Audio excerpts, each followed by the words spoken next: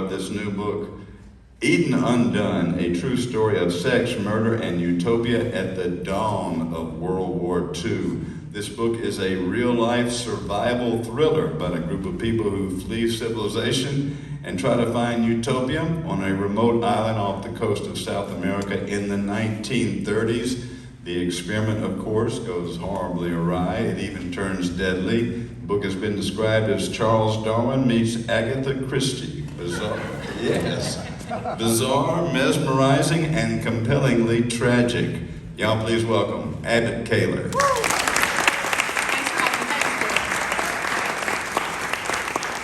Boy, isn't this a humdinger? To put it mildly, I guess. It is absolutely nuts, and you're reading along thinking, whoa, whoa, whoa, and then you think, these are actually real people who actually did this crazy stuff. And to give an idea of what we're talking about, what was the headline you read when you were doing research that you said, I got to write it, I'm interested?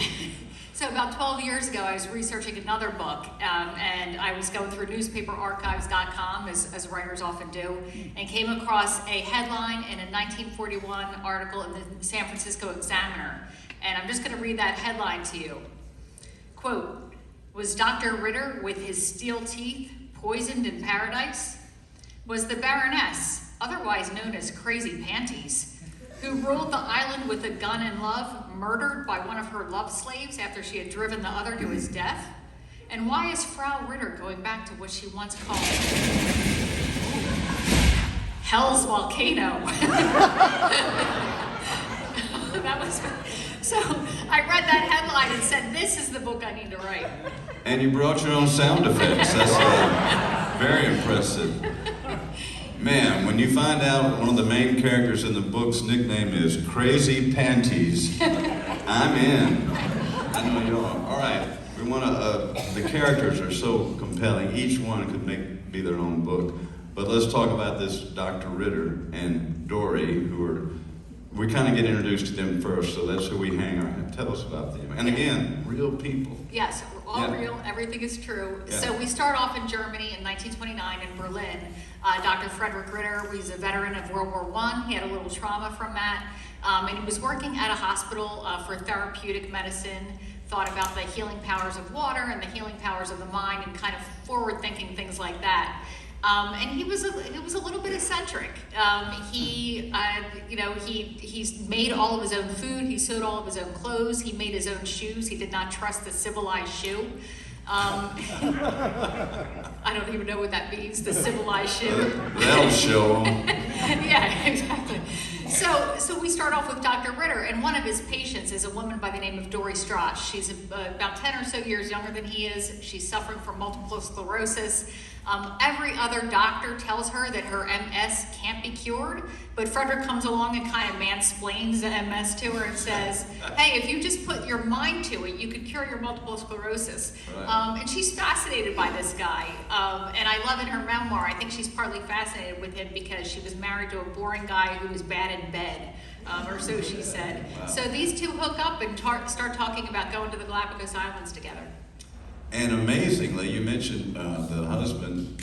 Dory talks her husband and Dr. Ritter's wife into living together while they run off to South America. Yeah, easy peasy, right? You just trade spouses. You tell Frederick's wife, who was more of a traditional woman, to go and take care of Dory's husband, who was really happy with this arrangement, and even gave them some money to send them on their way. You get the sense that they really wanted to get rid of these two. Yeah, they agreed to it a little too quickly. Yeah. Very happy. Oh yeah, and trade. Oh yeah, sure. And a draft pick to be named later. Right. All right. Yeah, these people are interesting enough. We haven't even gotten to the Baroness.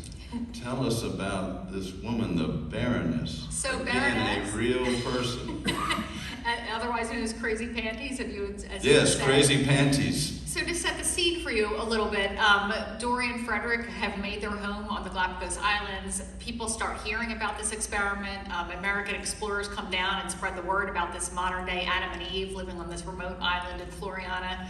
The fact that Frederick Ritter extracted all of his teeth and had them replaced by a set of steel dentures. The good folks at Square Books provided me with my own steel dentures tonight. They think of everything. And so she hears about it, and she's in Paris at this time. She's married to a French war hero, but she has lovers, she has orgies, she seduces men and women alike, and she says that she hears a voice belonging to God, that tells her she needs to go to the Galapagos Island and conquer it. So she shows up at the Galapagos Island with two of her lovers, the aforementioned love slaves, announces that she's going to turn Floriana Island into Miami catering to American millionaires who want to come to her luxury hotel. Yeah, now originally Dr. Ritter and Dory, particularly Dr. Ritter, it's his idea to get away from society. He makes his own shoes, all that stuff. So he wants to get away from everything. He's tired of people. And by the way, this is 1930s Germany. Yeah. And Adolf is out there making his way forward. He hadn't taken office yet, but he's... Yeah, so there was chaos happening in Berlin and Germany and in Europe in general, and also the global economy was crashing because Wall Street collapsed. So there was a lot of chaos going on that was influencing people to get down to this island for their own version of utopia. And he apparently was a man of means, being a physician and a dentist, so he could pull it off, leaving Germany to go there. And you were saying all the attributes. Let's let this sink in. This guy pulled all of his own teeth out and replaced them with steel dentures. Well, he had a theory that gums could become horny enough, in his words, to act as teeth. So you don't need your teeth, your gums will just get horny enough and to chew steak for you. I mean, he had all kinds of, and I think that was one of his more mild philosophies. Horny gums and crazy panties, ladies and gentlemen. You get the picture here. What could go wrong? Again, this is now one of my favorite characters. God, they're all my favorite characters, but Captain Hancock. There's got to be one kind of dashing good guy in the middle of all this. Yeah. And I hope we haven't found anything bad out about Captain Hancock. Tell us about George Allen Hancock. So George Allen Hancock was one of the many American explorers who came down to the island at this time, ostensibly to look for exotic flora and fauna, to bring it back to the United States zoos and museums and that kind of thing, but became much more interested in the exotic human beings he was encountering. And he was, if anybody's familiar with Los Angeles, where Hancock is from, his family owned the oil-rich La Brea tar pits. Hancock Park is named after his family. So he shows up, and he becomes very good friends with the Baroness and with Frederick and Dory and all the other characters who showed up on the island, and became their confidant. And anytime something was going wrong, the first thing they'd do was go complain to Captain Hancock, and Daddy Hancock would come back over and try to calm things down on the island.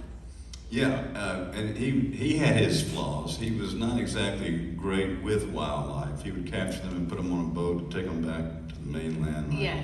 Flamingos and so forth. Now we've sort of set the stage. We do want to give them a little taste. If we're really going to go, break the limits of public radio, I'd like for you to read one of the steamy sex scenes from the book, please. So one of Hancock's scientists came upon this scene. It was the sight of two land iguanas having some fun. And here it goes, quote, "The male had the female by the nape of her neck with his mouth, and held on, working closer every time. She moved until finally, by sliding to one side, he got his tail under hers, and she sort of turned so the bilobed penis could be inserted. He finally made contact, and after stroking for several minutes, reached the climax and released his hold of her, and sort of paralyzed and limp, he lay still and exhausted while the female crawled from beneath him. He lay motionless for 5 minutes with his penis exposed, and he only moved after I had hit him several times with a net." So sitting in the archives, I came across this passage, and I felt like I needed a cigarette after reading that. Nothing like a good iguana cigarette, that's right. But let me just say, this explorer, there was no punctuation in this, so you got the sense that this guy had his notebook, and he just was like this, not doing any periods or commas or anything like that. And speaking of your research, I could just imagine you in some library reading this stuff going, oh, I can't wait to put this in a book. What I found interesting, among a lot of things, back in the 30s, how quick they were to write. They all kept journals, they all kept diaries. In fact, at one point, Dr. Ritter, in the middle of a dinner party, slips away to write somebody a letter. Yeah. And that, for someone like you, this is just a gold mine, right? There's so much documentation. Yeah, and I think that part of the reason there's a lot of documentation is we were talking about earlier, that the extreme self-isolation that these people were living under. And you can imagine that when you're only surrounded by crazy people, you yourself are going to get crazier and crazier. And writing letters to Hancock and the other American explorers was a way, I think, of just sort of testing the sanity and just being like, let me tell you what's going on here, and please get back here, because I think something happened, but I have no proof of it, and I want to see if you can come here and, verify what I'm thinking. And sort of Hancock and all these people became touchstones for them, and the letters were fast and furious. I think one of my favorite was Frederick Ritter writing to the governor of the Galapagos saying that the Baroness needed to be placed in a sanitarium. The governor of the Galapagos, of course, comes to visit Floriana, interviews the Baroness, and she seduces him. So what are you going to do, Yeah, that's on top of the two guys she brought with her for that purpose. Well, the American tourists would come and say that the Baroness's hotel was a festering sex complex. That's what one of them said. Wow, heavy on the festering, I'm sure. Again, the Baroness, just a real character, but also very capable of cruelty. And actually, all 8 of these inhabitants, Dr. Ritter, who's trained as a doctor, refused to treat any of the other 8. He said, I didn't come here to practice medicine. So there was. Yeah, and he was full of contradictions. I mean, I think one of my favorite contradictions of his was he professed to be a man of peace, a doctor to help people, and he also claimed that he wouldn't even eat potatoes because you had to yank them from the ground by force. That's how much of a pacifist he was. And yet, of course, as he displays later on, he has no problem being violent himself. Yeah, he changes very much so. And Dory is sort of the hero of this book. She endures so much. We haven't even touched on how hard it is to get around. Like, to go check your mail is this incredible walk over. I mean, describe that trail. Yeah. It shreds your feet. You got bleeding feet. Well, that's the thing about the Galapagos. It's not these golden shore, waving palm trees, lush vegetation island. The Galapagos are volcanic islands. They're covered in lava rock. A lot of them don't have fresh water. People really can't live on most of them. The only reason they could live on Floriana because there was one freshwater spring, which of course the Baroness washed her feet in. Everybody's drinking water, but it was not easy living. And I went there to visit in 2022, and I was just like, oh my God, I can't believe people live here. And just thinking about how much more difficult it was in 1930 when they had no modern convenience at all. Yeah, it's an incredible story. As we say, things do go awry. And speaking of going awry, they've already made a movie out of this. Yeah, well, it better be good. It better be good. I was just finishing up a draft of this book that I'd worked on for 12 years, and I heard that Ron Howard has a movie coming out about this very same story. It's starring, let me just say, all of the main characters are getting a great Hollywood glow up. Jude Law is playing Frederick Ritter. Vanessa Kirby is playing Dory Strach. Sydney Sweeney is playing one of the other housewives who come right after Frederick and Dory, and Anna de Armas is playing the Baroness, which might be the biggest glow up of all. And it premiered at the Toronto Film Festival in September, but it's not out for anybody to see yet. I haven't seen it. Hopefully it'll be in theaters sometime soon, and I hope people read the Stranger Than Fiction True Story before seeing the fictionalized version. Yeah, I can't imagine the movie is. I mean, how many times does the movie live up to the book? Almost never. The Godfather is about the only one I can think of. So he's done a trick if it's better than this book, because this book is like, I was thinking it's a guilty pleasure without the guilty part. Because it's so written so well, you don't have to hide it from people. It's a great story. Thanks so much, Jim. You really rendered it well. And before we close, I don't want to get all psychological on us, but I couldn't help but think, what you think about mankind and humankind and this idea of utopia and people getting along on a small island. what did you come away with after these crazy characters? And they betray each other. We won't even get into Yeah. obviously, there's a murder that happens, or two. Yeah, I mean, I think the idea of utopia, it sounds wonderful, right? You go to a paradise of your own making and sort of start fresh, and it's exactly what you want it to be. But the problem, of course, is that everybody has a different idea of utopia. And when you have a bunch of different ideas of utopia, trying to create utopia on one small island with one freshwater spring and a couple really crazy people, it's not going to go well, and the worst of humans will come out. And as the old adage says, you know, wherever you go, there you are. So. That's it. Abbott Kahler, y'all. Undone. A true story of sex, murder, and utopia at the dawn of World War II. It is from Crown Books. And Abbott's going to join us after the show out front and sign a whole bunch of copies of Undone. It will be a great read. This will be a perfect night for it. Rainy kind of night, curl up with this book. You will not believe it. One more time, y'all, for Abbott Kahler.